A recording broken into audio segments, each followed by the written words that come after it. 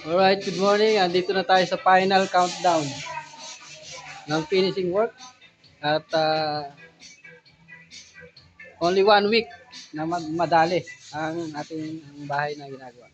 Ito lang ang ating balanse. So, yan ano. Pinturahan ng guest room.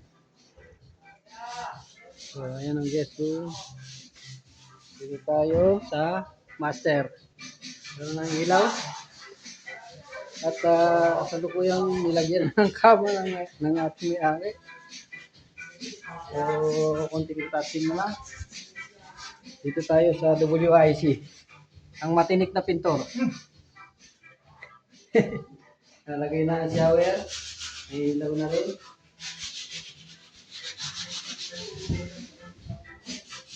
Yung mga ilaw na sa baba, sa dining.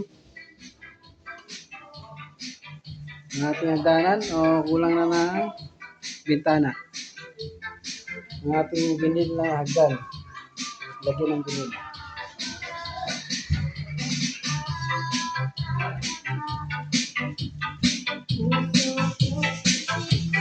Dito tayo. So, mga fittings, kinakabit. Balance. Ang pinto.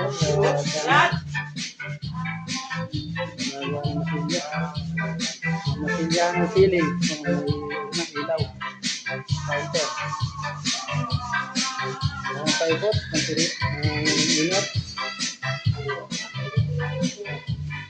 Ang toilet. Abit na ng shower. Meron ng bidet. May bowl na rin.